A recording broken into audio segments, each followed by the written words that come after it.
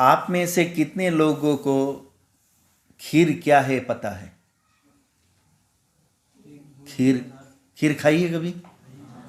खा रहे हैं ना सब? सब खाते। तो खीर क्या है सबको पता है? पता ही है ना कि खीर क्या है। क्या होता है खीर में? क्या डालते हैं? क्या होता है? किस चीज से खीर बनती है? देखो आराम से बोलते चलते। एक तो हो गया दूध और चावल, शक्कर और एक मिनट, ड्राई फ्रूट्स, ओके, घी और पानी, इलायची, केसर और इलायची। नमक तो नहीं बोला कोई हैं? और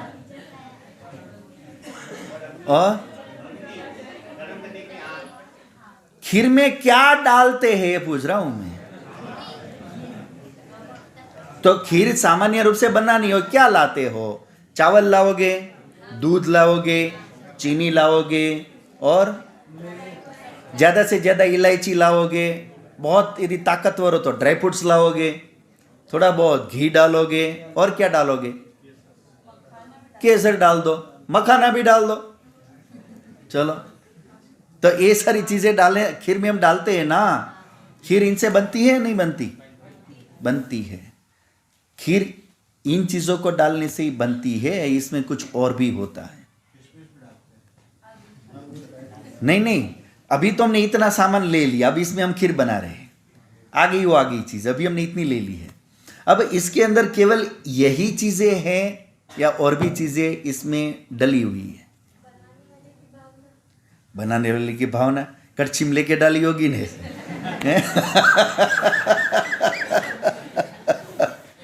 बात तो अच्छी है। भावना भी वो अलग बात है। बात तो वैसे इनकी सूक्ष्मता से देखे तो ये एक प्रकार से, क्योंकि भावना डालेगा तो उसको अच्छा पकाएगा, और भावना नहीं होगी तो कुकर पे चावल चढ़ा के खीर में डाल के खिला देगा।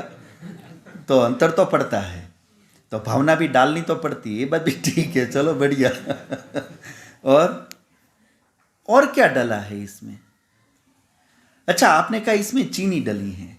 खीर खाते हैं हम तो हमें मीठी लगती है, तो पता तो चलता है ना इसमें कि हाँ खीर ऐसी है।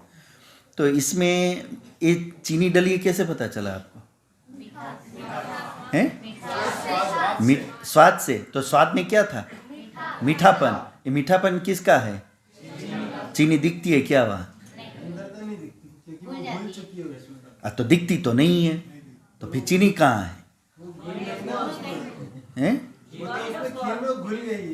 दिखती तो नहीं है भाई। दिखेंगे वो मानेंगे। आपको पहले बता दें, हम आज के जमाने के हैं। जो चीज दिखेगी हम वही मानेंगे, जो नहीं दिखेगी हम नहीं मानेंगे। यहां आप चीनी दिखाओ अंदर हमें। पर वो है तो सही। वो तो चावल में से आपने चावल उबाला, चावल पका, तो उसमें से मीठापन बाहर निकल के आ गया। हाँ, ऐसा ही है। हम तो ऐसा ही मानते हैं। यदि चीनी होती तो चीनी दिखती। पर वो तो फीका, अगर चावल में अगर चीनी नहीं डालेंगे तो फिर चावल अगर पकाएंगे तो वो तो फीका ही रहेगा। फिर उसमें मिठास कहाँ से? वही तो खूबी है ना कि चावल को जब दूध में डाल के पकाते हो तो मीठा बन जाता है। तो चीनी दिखाओ ना। नहीं, चीनी दिखाओ हमें वहां पे। ये मीठापन है, चीनी दिखाओ तो मान लेंगे। चीनी मुंह में तो नहीं आ रही कहीं। चीनी का स्वभाव, आप तो चमत्कार की बात कर रहे हैं। ये तो चमत्कार हो गया। चीनी गायब हो जाएगी और खीर मीठी हो जाएगी।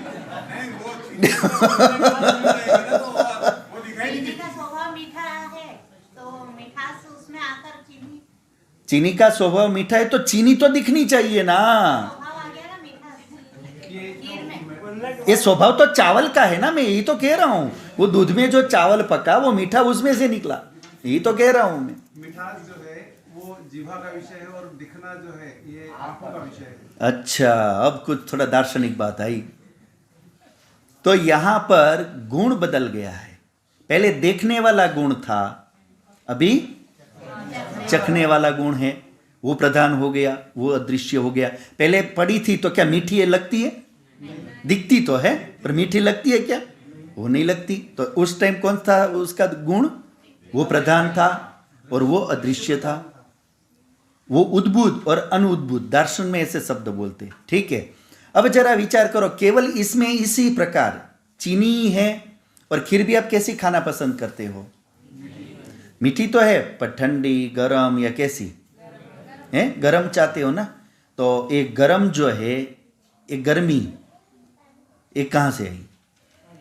जैसे उन्होंने सज्जन ने बताया था, अग्नि से। तो अग्नि भी उसमें डली है कि नहीं डली है? समझ रहे कि नहीं आप? उसमें अग्नि भी ऐड हुई है कि नहीं हुई है? यदि उसके अंदर अग्नि के परमाणु ऐड न हुए होते तो गर्म लगती क्या? तो उसके अंदर अग्नि भी आई है और केवल अग्नि ही है। जैसे आपने कहा उसमें पानी भी है। पानी है या नहीं है खीर में? कहां है पानी? दूध में पानी पड़ा है। दूध में पानी पड़ा हुआ है। तो दूध में पानी पड़ा है पर दिखता नहीं है। खीर में अग्नि गई है पर दिखती नहीं है। चीनी अंदर पिघल करके मीठी बन गई है पर दिखती पर है सही।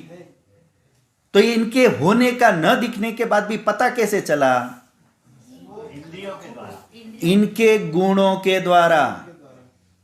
इनको हमने कैसे जाना? उनके गुणों के द्वारा। उनके गुणधर्म जो है, उनका स्वभाव जो है, उसके द्वारा हमने इनको जाना। तो कोई भी पदार्थ चाहे वो दिखे चाहे न दिखे, पर यदि कोई पदार्थ है तो उसका कोई ना कोई क्या होगा? गुण होगा, होगा और होगा। और यदि गुण होगा तो चाहे वो आंख से, चाहे इंद्रिय से या चाहे अनुमान से भी पकड़ में आ जाएगा। जैसे यहां चीनी है, आपने कहा इसमें चीनी है, तो चीनी दिखती तो नहीं है पर चीनी का आप क्या कर रहे हो अभी यहां पे? चीनी को कैसे जान रहे हो? उसका स्वाद। तो स्वाद का प्रत्यक्ष है या चीनी का प्रत्यक्ष है? स्वाद का प्रत्यक्ष है, चीनी का नहीं है। तो एक चीनी का स्वाद है, आप क्या कर रहे हो? कैसे चीनी को जान रहे हो? आप उसके स्वाद से चीनी का अनुमान कर रहे हो। पकड़ में आ रही है बात? उसका जो स्वाद है उसका तो प्रत्यक्ष है, पर उस प्रत्यक्ष से चीनी नाम की वस्तु का आप क्या कर रहे हो? अनुमान कर रहे हो। तो गुणों से किसी भी कोई वस्तु यदि है तो वो जानी किससे जाएगी? उसके गुणों से, उसकी प्रॉपर्टी से जानी जाएगी, नंबर एक। और दूसरा, वो गुण, वो प्रॉपर्टी आंख से ही दिखाई दे जरूरी नहीं है। तीसरी बात, वो जो उसके गुण हैं उसके आधार पर उन गुणों वाली वस्तु का अनुमान भी किया जाता है, चाहे वो दिखती हो या ना दिखती हो। ये तीन बात। इतना स्पष्ट हो रहा है? इतना स्पष्ट है? अब जरा आगे चले तो ये संसार भी, अभी हम जिसमें जी रहे, रह रहे, खा पी रहे, ये जीवन चल रहा है, ये संसार भी पूरा एक खीर है कि नहीं है? खाली अंतर इतने, वहां चावल था, चीनी थी, दूध था, ये था, वो था। यहाँ पे ये हवा है, पानी है, ये भौतिक पदार्थ है, अन्न है, ये है, वो है। बात तो लगभग खीर जैसी ही है। तो ये संसार क्या है? पूरा खीर है। तो जहां उस खीर की हम बात कर रहे थे उसमें भी हमने देखा कि अलग अलग कई चीजें मिली हुई थी और सबको अलग अलग हमने जाना भी। अग्नि को भी, पानी को भी, दूध को भी और चीनी को भी। और वो उनको कैसे जाना? उनके गुणों से। तो अब ये भी संसार रूपी जो खीर है, ये भी अलग अलग वस्तुओं से बना हुआ है। यहां पर भी कई सारी चीजें हैं, उन सब के अपने अपने गुणधर्म और स्वभाव है। तो यहां पर भी कुछ अलग अलग है या नहीं है? तो एक तो वो है जो सारा आंखों से दिखाई देता है, वो तो पता चल जाता है कि भाई ये कपड़ा है, ये मकान है, ये गाड़ी है, ये है। पर हमें ये नहीं जानना, ये तो दिख ही रहा है, हमें इसके पीछे जाना है और क्या है। जैसे अग्नि खीर में ये आंख से दिखती, ये इसके पीछे की बात है। तो ऐसे ये संसार जो है, ये जो अभी हमारे नजर के सामने पूरा का पूरा है, इस संसार को समझने के लिए हमें क्या करना पड़ेगा? उसका कोई वर्ग बनाना पड़ेगा, उसका कोई विभाजन करना पड़ेगा। तो ये संपूर्ण संसार जो भी दिखाई दे रहा है उसका स्वभाव, उसकी प्रकृति क्या दिखाई दे रही है, सब में एक कॉमन चीज क्या दिखाई दे रही है?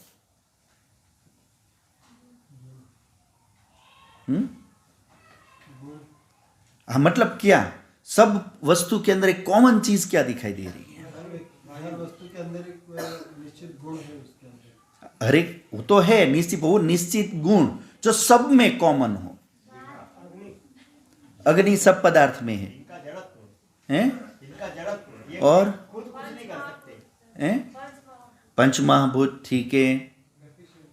गतिशीलता सब पदार्थों में है, कॉमन है गतिशीलता, ठीक है, बहुत बढ़िया। और सब पदार्थों में परमाणु कुछ ना कुछ गति कर रहे हैं, ये कॉमन चीज है। सब में अग्नि है, ये भी एक कॉमन चीज है।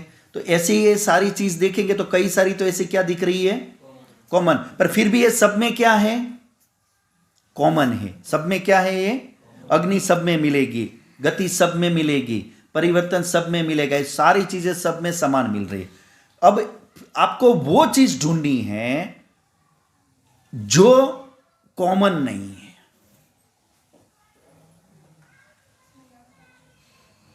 वो कॉमन नहीं है, वो अलग पड़ रही है थोड़ी।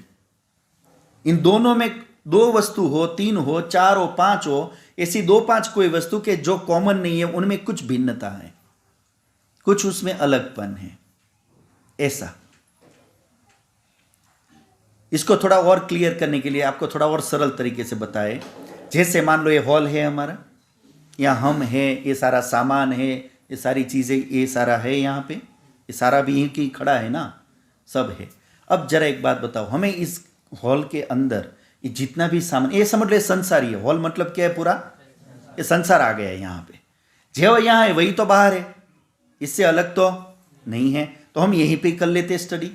इस जितनी भी सारी चीजें यहाँ हमारे सामने हैं, यहाँ पर जो कुछ भी अभी है इस हॉल के अंदर, हमें ये देखना है कि यहाँ किस प्रकार के, किस गुणधर्म वाली, किस स्वभाव वाली, कितने प्रकार की वस्तु है। तो पहले हमें क्या करना पड़ेगा, लिस्ट बनाना पड़ेगा। क्या करना पड़ेगा, तो लिस्ट का एक नियम मैंने आपको बता दिया। जब आपको कोई बड़ी चीज समझनी हो तो एक एक को समझना ठीक है या उसका डिवीजन कर देना ठीक है? डिवीजन कर देना ठीक है। तो डिवीजन क्या क्या बन सकता है, बनाओ। एक बिजली हो गई, ठीक है, और टेबल बोलेंगे या सारा वुडंट बोलेंगे?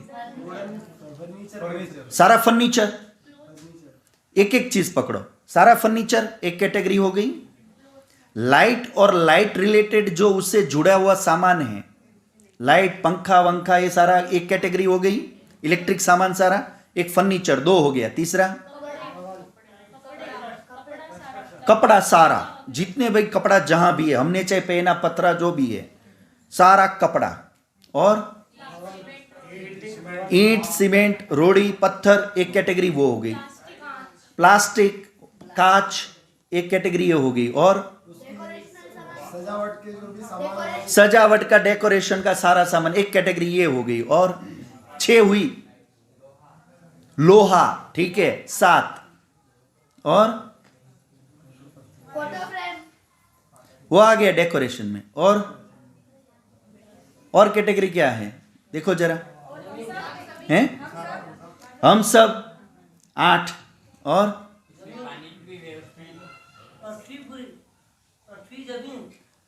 हाँ, वो मतलब ईंट रोड़ी पत्थर में ही ले लिया, उसी का हिस्सा मान के, ठीक है। खालीपन, चलो खालीपन भी ले लो। खाली कुछ छोड़ना ही नहीं आज।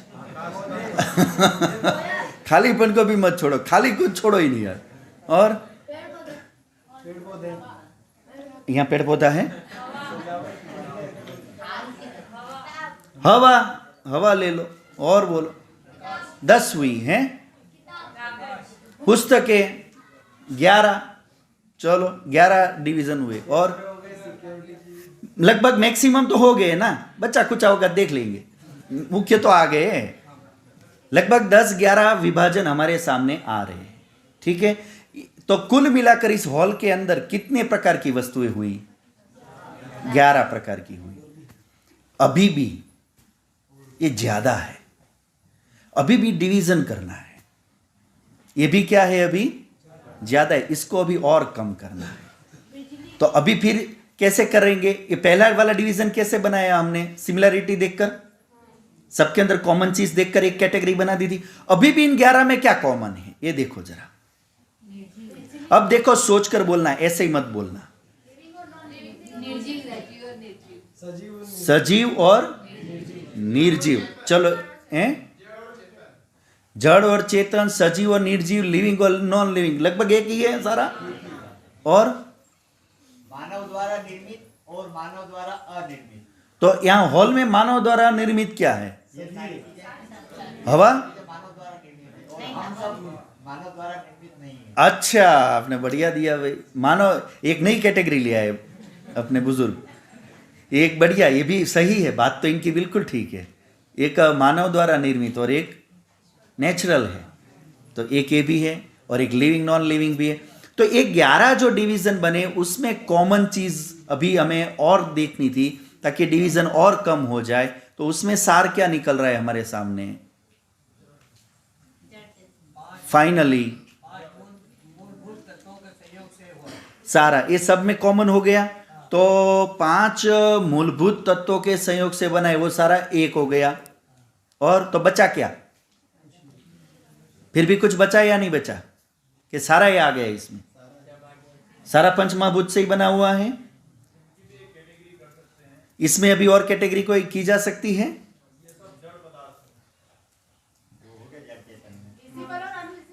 हैं? दिखने वाली और न दिखने वाली। विजिबल और इनविजिबल तो अभी 11 में ही देखना है। 11 तो विजिबल ही है सारे।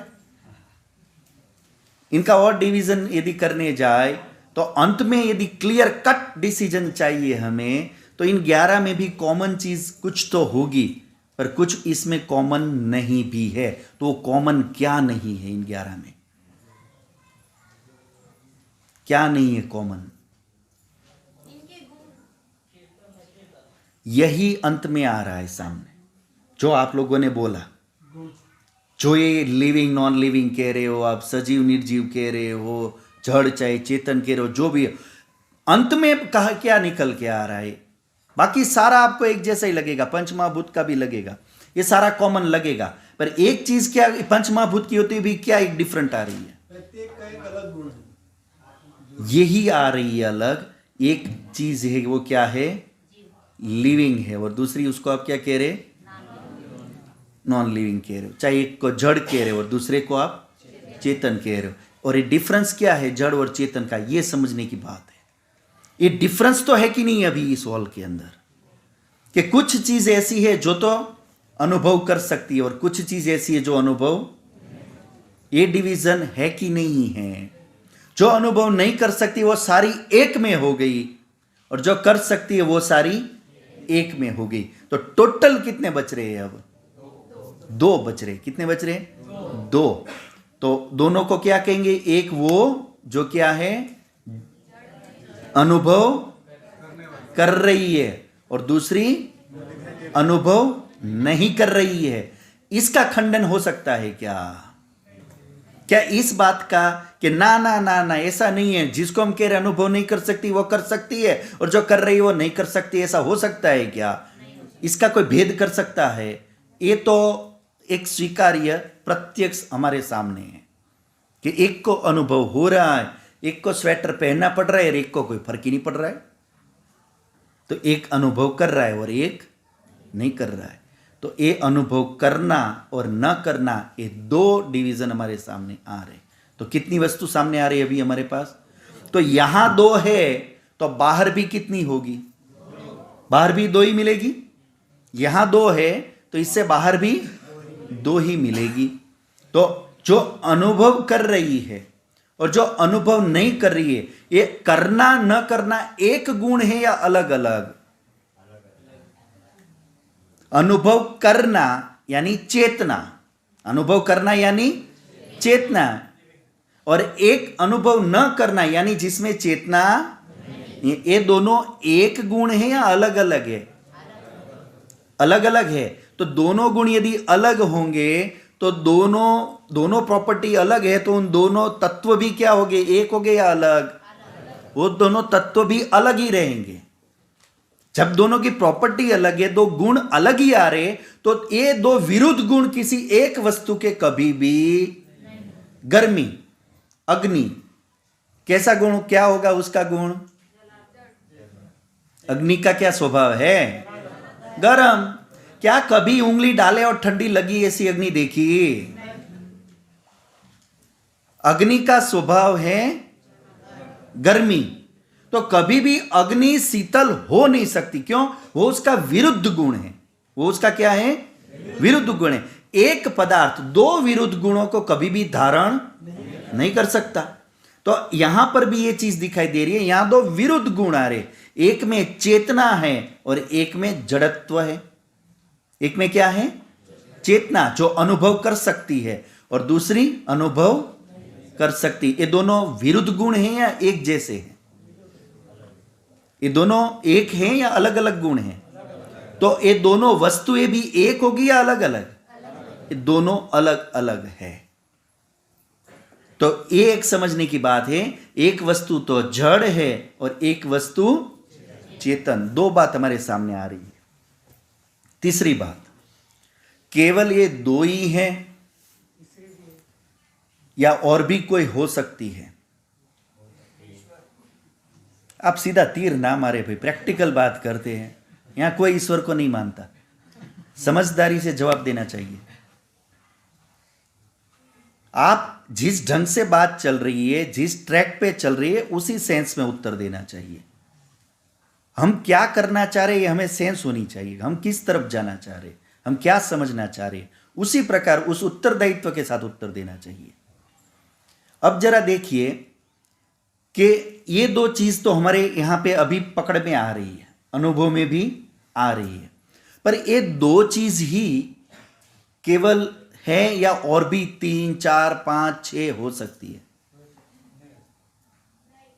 पूरे संसार को अब ले लो, पूरे संसार में अभी कितनी पकड़ में आई? 2। तो पूरे संसार में भी ये 2 है या नहीं है? है। तो अब पूरे संसार के दृष्टिकोण से देखो, केवल ये 2 चीजें ही हैं या और भी ज्यादा हो सकती है? तो वो भी कैसे पकड़ में आएगी यदि होगी तो? ये कैसे पकड़ी हमने? गुण कर्म स्वभाव से। तो वो भी पकड़ में कैसे आएगी? गुण कर्म स्वभाव से। तो ऐसी कोई यदि वस्तु है या होगी, तो उसका भी कोई ना कोई गुण कर्म स्वभाव दिखेगा कि नहीं दिखेगा? तो अब पूरे संसार में हम देखें तो ऐसी और कितनी हो सकती है? एक तो जड़ हो गई, एक चेतन हो गई, अब इसके अतिरिक्त और कितनी हो सकती है? तो उसको जानने के लिए भी या तो वो प्रत्यक्ष हो, या तो वो कब पता चलेगी, या तो प्रत्यक्ष हो। तो देखो जरा प्रत्यक्ष में ऐसी कौन सी चीज छूट रही है? या तो मान लो प्रत्यक्ष नहीं होगी, पर उसको कैसे जानना पड़ेगा? अनुमान से। क्योंकि किसी भी वस्तु को जानने के 3 तरीके ही है। कितने हैं? 3। या तो प्रत्यक्ष, या तो अनुमान, और या तो तीसरा है शब्द प्रमाण। जानने के 3 तरीके, चौथा कोई तरीका नहीं। यदि विश्व के अंदर, वर्ल्ड के अंदर कोई वस्तु एग्जिस्टेंस रखती है, तो उसको जानने की केवल 3 मेथड है, या तो प्रत्यक्ष, या तो अनुमान, और या तो शब्द प्रमाण। चौथा कोई तरीका नहीं है। तो या तो वो प्रत्यक्ष होगी यदि इससे ज्यादा है तो देखो, या तो वो अनुमान से हमें पता करनी पड़ेगी, और या तो शब्द से। पर शब्द को तो छोड़ दो, हमें शब्द में भरोसा नहीं है, हम तो 2 से देखेंगे। तो ऐसी कौन सी चीज और हो सकती है, दिखाई दे रही है? ऊर्जा यानी? ऊर्जा मतलब क्या? नहीं, थोड़ा खुलकर और ऊंची आवाज में बोलिए।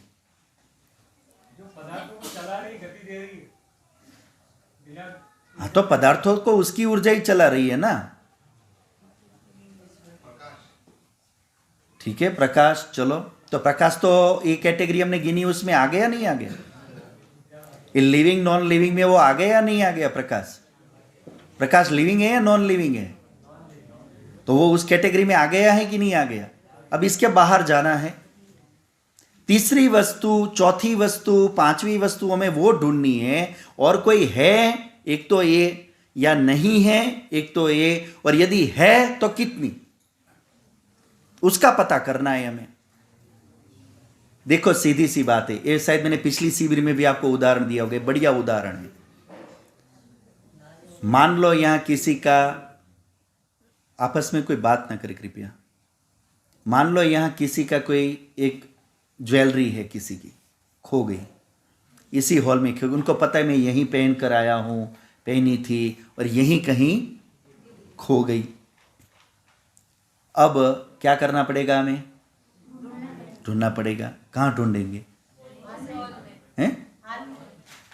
हॉल में, पर हॉल में तो दिख ही रहा है ना, इसमें क्या ढूंढना? होगी तो कहाँ होगी? हॉल में होगी, पर कहाँ होगी? परवाह नहीं है तो आसपास वालों से पूछना पड़ेगा ना। मतलब सीधी बात क्या आएगी? यदि मेरी ज्वेलरी थी, ये बात पक्की है, हॉल के बाहर गई नहीं, ये बात पक्की है, और यहीं कहीं गिरी थी, ये बात पक्की है, और फिर भी मिल नहीं रही है, तो इसका मतलब क्या? किसी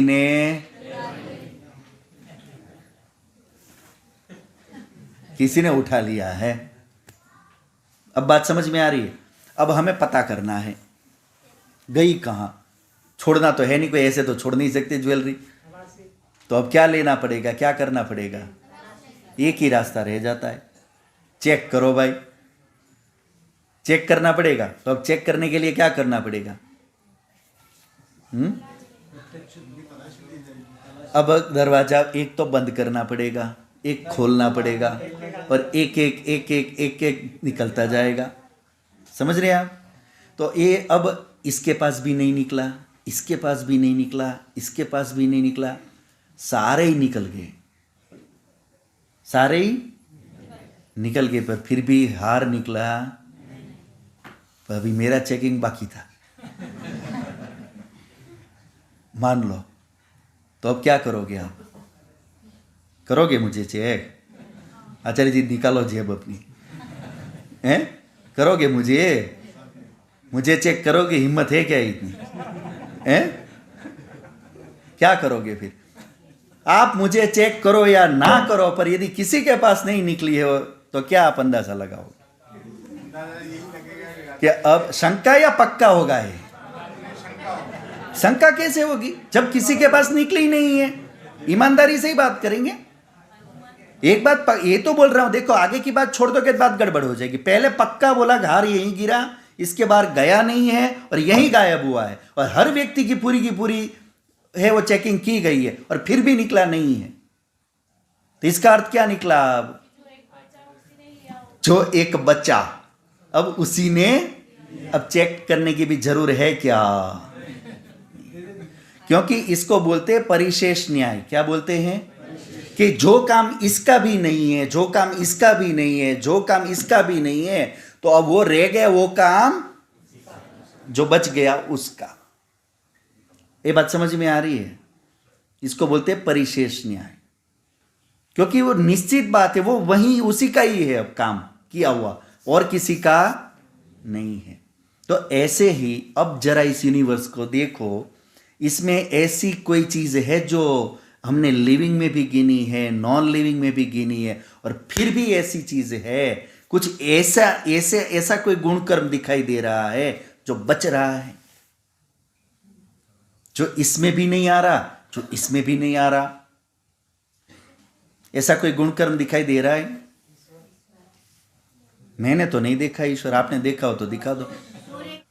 तो शेखर जी का कहना है, शेखर जी का ये कहना है कि लिविंग नॉन लिविंग दो चीज दिख तो रही है, पर इन दोनों के अतिरिक्त एक चीज व्यवस्था दिख रही है। क्या दिख रहा है? तो कहां ट्रैफिक पॉइंट वाली व्यवस्था की बात कर रहे हैं आप? संसार की, पर क्या संसार लंबी चौड़ी उदाहरण बोलो कोई। जैसे बचपन से लेके हम बूढ़े होते हैं वहां तक की जो स्थिति है वो गुण हो सकता है। जो हमारा जन्म होता है और जो मृत्यु होती है वो गुण हो सकता है। जो मतलब व्यवस्था उसमें आता है। व्यवस्था रोज सूर्य का उगना, पृथ्वी ये बात है। व्यवस्था मतलब क्या व्यवस्था? कि भी प्रतिदिन नियमित सूर्य का उदय होना, सूर्य का अस्त होना, ये नियमित हो रहा है। व्यवस्था ट्रैफिक पॉइंट पे भी है कि नहीं है? और व्यवस्था सूर्य के उदय और अस्त होने में भी है कि नहीं है? व्यवस्था दोनों जगह है। बात समझ रहे हैं आप? दोनों जगह है। यहां पे घड़ी भी टाइम बिल्कुल करेक्ट दिखा रही है कि नहीं? वहां पर भी टाइम के हिसाब से हर चीज मूवमेंट कर रही है कि नहीं? व्यवस्था दोनों जगह है। व्यवस्था दोनों जगह है। यहां पे हम सिस्टमेटिक भोजन को बनाते हैं, पकाते हैं और एक तैयार करते हैं, व्यवस्था है। बिल्कुल जैसे ऐसे कुदरत की ओर से आप देखो तो अभी मिट्टी में बीज डालते हो, पानी डालते हो, खाद डालते हो, नियमित रूप से बिल्कुल वैसे ही अन्न पकता है। वहां पर भी व्यवस्था है। मतलब जैसे आप कपड़ा बना लेते हो रुई में से, एक कहा पूरा उसमें से सूती काट के कपड़ा बना लेते हो, व्यवस्था है। और उधर भी एक देखने जाए तो रुई का जो बनना है, चाहे वो बीज में से, मिट्टी में से, पानी में से, जल में से, इन सारे पदार्थों का जुड़ के क्या बन जाती है, तो वहां भी व्यवस्था है। अब समझ रहे कहने का क्या मतलब है? यानी व्यवस्था, यानी दो प्रकार की व्यवस्था सामने आ रही है। नंबर एक वो व्यवस्था है जो सारा हम प्रयोग कर रहे हैं, कपड़े बना रहे, भोजन बना रहे, ये टेक्नोलॉजी, ये मशीन, ये मशीनरी, ये घड़ी, ये व्यवस्था है। एक व्यवस्था है कि नहीं है? और दूसरी ओर भी देखने जाए तो क्या दिख रहा है? दूसरी ओर भी क्या दिख रहा है हमें? व्यवस्था। टाइम से सारा काम चल रहा है, टाइम से दिन रात हो रहे हैं, टाइम से अन्न उत्पन्न हो रहा है, टाइम से सारी व्यवस्थाएं चल रही है। तो यहां पर भी क्या दिख रही है? व्यवस्था। तो व्यवस्था कितने प्रकार की हमारे सामने आ रही है? दो प्रकार की। एक कौन सी? ये मनुष्य, एक हम बना रहे, एक हम कर रहे, और दूसरी हमें पता नहीं है। पता नहीं ईश्वर को कितना प्रेम करते लोग, कूद कूद के ईश्वर पकड़ लेते हैं। अरे भाई अभी तो हम ये बात कर रहे हैं, एक व्यवस्था यहां दिख रही है, हम बनाते हैं, हमारे जैसे बनाते हैं, ये तो प्रत्यक्ष है। और दूसरी व्यवस्था दिख रही है, पर ये व्यवस्था बनी कैसे पता नहीं है। इतना है। अब जरा ये देखिए कि जो व्यवस्था बनी नहीं है, जिसका हमें पता नहीं है, और जो व्यवस्था बनी है जिसका हमें पता है, ये पता होना न होना एक और बात है। पर व्यवस्था है, इसका खंडन हो सकता है? पता होना ना होना अलग बात है, पर व्यवस्था है, ये बात तो सत्य है कि नहीं है? और यहां पे ये व्यवस्था जो की गई, तो ये व्यवस्था करने में कुछ करना पड़ता है या अपने आप बन जाती है? ये जो व्यवस्था हमने कर रखी है, माइक बनाया, कपड़े बनाए, गाड़ी बनाई, मोबाइल बनाया, टेक्नोलॉजी बनाई, ये व्यवस्था हमें करनी पड़ती है, अपने आप हो जाती है? क्या करना पड़ता है इस व्यवस्था को करने के लिए? क्या करना पड़ता है? परिश्रम करना पड़ता है, धन खर्च करना पड़ता है, परिश्रम करना पड़ता है, धन खर्च करना पड़ता है, और दिमाग लगाना पड़ता है, और उस किसी भी वस्तु को बनाने के लिए क्या क्या सामग्री चाहिए वो तैयार करनी पड़ेगी। मतलब उसके टाइम लगता है, उसके लिए कैलकुलेशन चाहिए, कैलकुलेशन चाहिए, उसको बनाने के लिए क्या क्या सामग्री लगेगी वो सब साधन चाहिए उसके। मतलब बिना इन चीजों को लगाए एक व्यवस्था बनेगी क्या? तो हम अब इनकी भी कैटेगरी करनी पड़ेगी। तो जितनी भी कैटेगरी इसमें लगी हुई है उसकी भी एक कैटेगरी बन सकती है, जो भी इसमें चीजें लगी है। एक तो इसमें बुद्धि, नॉलेज लगा है या नहीं लगा है, तो ये नॉलेज वाली सारी चीजें एक कैटेगरी में आ गई। दूसरा, इस वस्तु के बनने में बल लगा है या नहीं लगा है, चाहे वो अपने हाथ का कहो, चाहे बॉडी का कहो, चाहे टेक्नोलॉजी का कहो, चाहे कोई मशीनरी का कहो, पर बल नाम की चीज इसमें लगी है कि नहीं लगी है? नॉलेज लगा है, बल लगा है। और दूसरा, कोई ना कोई क्रिया की गई तब बना या बिना क्रिया के? कोई ना कोई क्रिया तो की गई।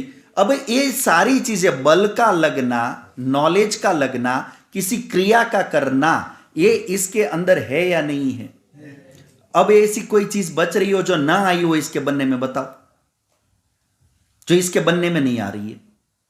नॉलेज आ गया, बल आ गया, क्रिया आ गई, और क्या बच गया बताओ जो इसको बनाने के लिए चाहिए?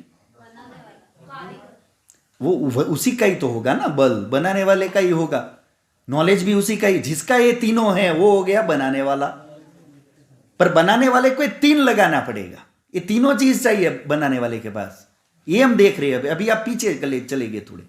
मूल बात ये, बनने के लिए कितनी चीज चाहिए? 3। किसी भी वस्तु को बनने के लिए, व्यवस्था के बनने के लिए कितनी चीजें चाहिए? 3। नॉलेज, बल और क्रिया, ये तीनों इसमें है। तो ये 3 जो है ये तभी बन पाया कि इसको, इन तीनों चीजों को रखने वाला भी कोई है।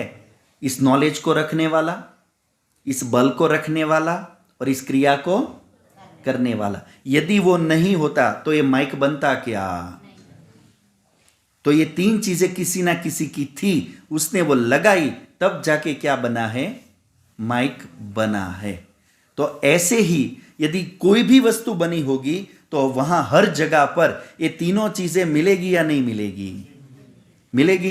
तो अब वो कहां मिल रही है, कैसे मिल रही है, कैसे दिख रही है, ये आप थोड़ा सोच के आओ। तब तक हम एक 10 मिनट का ब्रेक लेते हैं। क्षमा चाहता हूं, आज की कक्षा थोड़ी लंबी लेनी पड़ी है, क्योंकि बीच में छोड़ते तो गड़बड़ हो जाती, इसलिए थोड़ा हमने समय लिया था। तो अभी हम 10-15 मिनट में यहाँ फिर उपस्थित होंगे। 3 बार ओम का उच्चारण। तो